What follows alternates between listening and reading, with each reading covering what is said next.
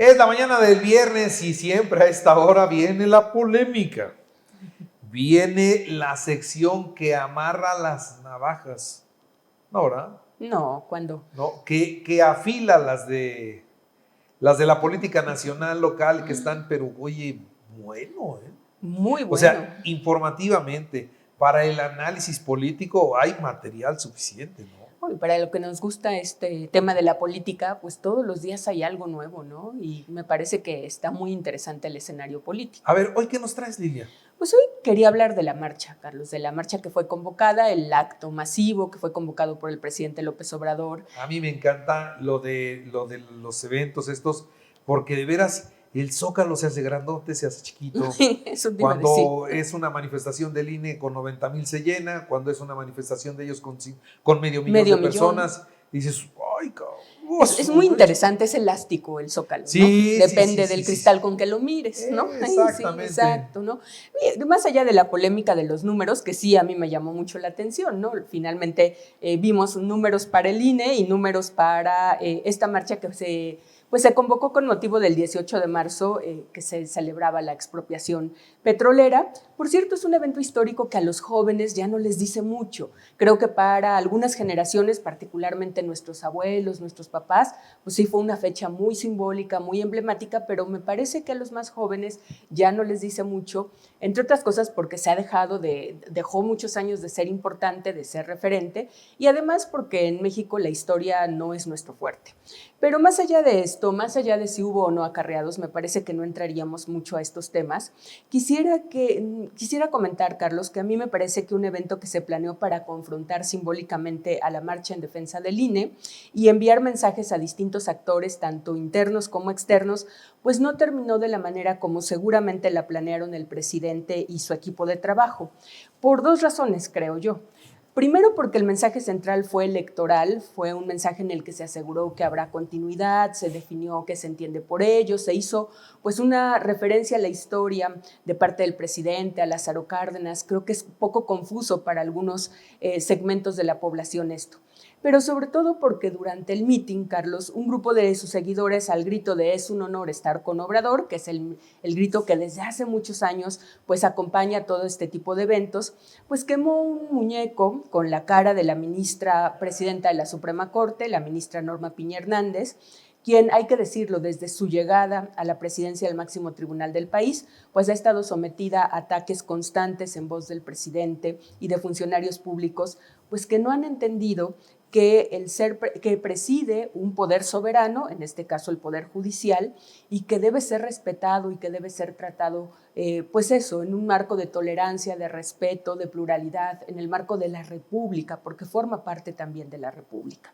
Y bueno, este hecho generó muchísima indignación en un país, Carlos, muy recientemente hablamos, en el que asesinan 11 mujeres cada día, y que se presentó de manera, me parece que muy bien aprovechada, como resultado del discurso de odio que todos los días enarbola el presidente López Obrador contra cualquiera que considere que no lo apoya de manera incondicional.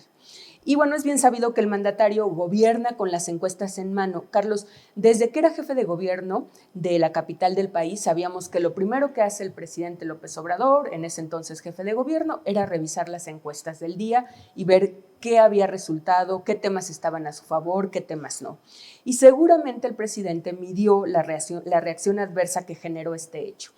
Tan es así que un día después, el 19 de marzo, su esposa Beatriz Gutiérrez y la senadora Olga Sánchez Cordero, también por cierto ministra en retiro, condenaron el hecho vía Twitter, y 2 días después el propio presidente también condenó el acto, ya sabemos, muy a su estilo, ¿no? Diciendo que sí condenaba esos actos, que no tenemos que vernos como adversarios, cuando él todo el sexenio ha marcado un ellos, nosotros, ellos son nuestros enemigos, pero bueno, aquí dijo no hay que vernos como adversarios, no somos enemigos, no somos iguales a los conservadores, que ellos sí nos ven como enemigos a destruir y no como adversarios a vencer, y nosotros no podemos actuar de la misma manera. Me parece que ahí, bueno, pues es parte de lo que él ha hecho, pero bueno, ese fue su mensaje.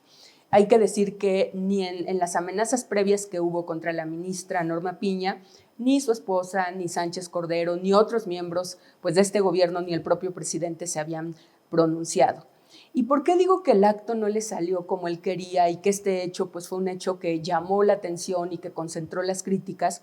Porque de acuerdo con una encuesta realizada por El Financiero, la opinión y el conocimiento que tiene la ciudadanía acerca de la ministra presidenta ha cambiado rápidamente en las últimas semanas, después de que ha sido sometida a todo este golpeteo, a estas amenazas incluso de muerte. En febrero, por ejemplo, la conocía 68% de los mexicanos y 27% manifestaba una opinión favorable de ella, es decir, 2.7 de cada 10. Un mes después, hoy, el nivel de conocimiento aumentó a 82%, quiere decir que 8.2 de cada 10 la conocen, pero al mismo tiempo creció la opinión favorable hacia ella, 41%, Carlos, casi 14 puntos porcentuales más que el mes de febrero. Entonces, lo que dice esta encuesta publicada por El Financiero es que al parecer la ciudadanía está cerrando filas en torno a la ministra presidenta.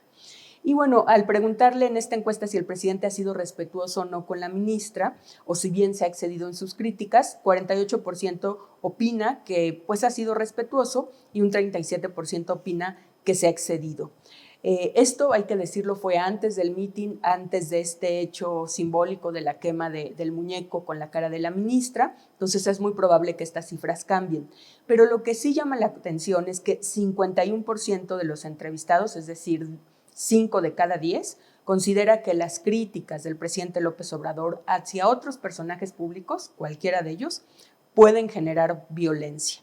Y eso, bueno, pues es lo que estamos viendo. Cuando las palabras, Carlos, sí importan y cuando constantemente haces llamados, haces críticas en ese tono de enemigos, no de adversarios, pues finalmente las palabras llegan a pesar.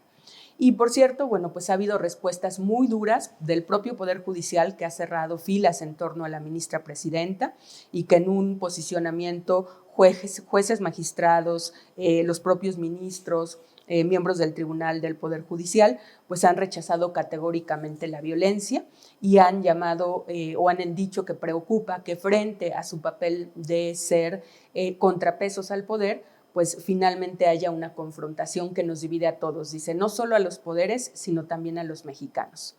Y bueno, Carlos, finalmente, pues el máximo tribunal tendrá que resolver las decenas de recursos que se han interpuesto, distintos tipos de recursos, frente al llamado Plan B electoral, y sin duda las presiones a la Corte se intensificarán, pero el presidente debe tener muy claro que cualquier incitación a la violencia o cualquier acto violento se le va a atribuir a él.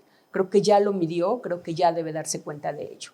Y Carlos, yo quiero reconocer a la ministra, me parece, sin conocerla, pero con su actuación, una ministra con total sobriedad, que ha aguantado porque no ha hecho ningún pronunciamiento, no está en redes, sí ha sido muy, muy enfática en sus discursos con respecto a la autonomía del Poder Judicial y al apego a la Constitución. Después de este hecho, no hemos tenido ningún pronunciamiento de su parte y creo que eso es lo que necesitamos, una ministra presidenta muy sobria, que sea capaz de enfrentar con su trabajo pues, las presiones que va a tener, sin lugar a dudas, de parte del Poder Ejecutivo y del propio partido del presidente de Morena. Ahora, yo pondría también en esta parte donde no le salieron las cosas al presidente como hubiera querido, pues lo que está terminando de hacer es eso, o sea, engrandecer la imagen de la Corte, engrandecer la imagen de la ministra presidenta, porque como tú bien dices, pues al principio nadie la conocía y no había opiniones favorables por el mismo desconocimiento, pero el presidente se ha encargado de que toda la gente la conozca, pero de que además la vean bien. Y en una de esas estás construyendo un opositor que te puede dar mucha, pero mucha guerra, ¿no? Y sin los ataques del presidente, sin las descalificaciones del presidente, la Corte y la ministra estarían... Sí, invisibilizados un poco, porque es un poder que del que conocemos poco, también hay que decirlo, entendemos poco de lo que es el Poder Judicial, hasta dónde termina la labor, por ejemplo, de las fiscalías y empieza el Poder Judicial a dictaminar, etcétera. Conocemos poco a sus figuras, pero sí es cierto que pues con todas las veces que se ha referido a ella, pues hoy muchos más mexicanos la conocen. Muy bien, pues Lilia, muchas gracias. Gracias a ti, Carlos.